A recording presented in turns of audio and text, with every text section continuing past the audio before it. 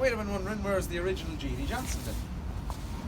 Well, in 1855, a few years after the famine had kind of faded out of the country, she was sold off to do what she was originally built to do, to carry and to only carry not people but planks of timber.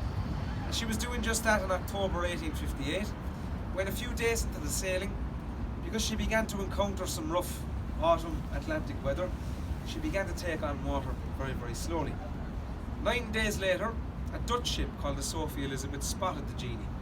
But at that point, the only part of this ship that could be seen was her 3 masts sticking out of the water.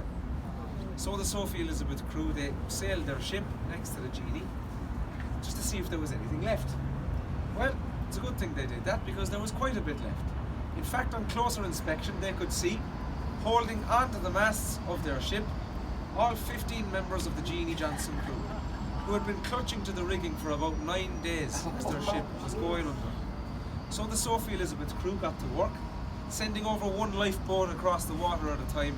They managed to eventually, and quite amazingly, get every member of the Jeanie crew off those masts onto the deck of the Sophie Elizabeth before the Jeanie Johnson fully went under the water. Which of course means Nobody ever died on the Jeanie. even when she sank to the very bottom of the Atlantic. Wow. So the Jeanie Johnson's success rate down through her lifetime is down to the fantastic crew on board, their humane attitude of course towards the passengers, the ingenious little systems in place. It also has to be said though, the Jeanie Johnson was surely one of the luckiest vessels to ever cross the broad Atlantic as well. Even in the ship's own demise, still keeping a record for human life well and truly alive. And that's where the original remains today, what's left of her, at the very bottom of the Atlantic. That's why we stand today on a replica here in Dublin, in place of and in tribute to the original coffin ship that never ever had a death.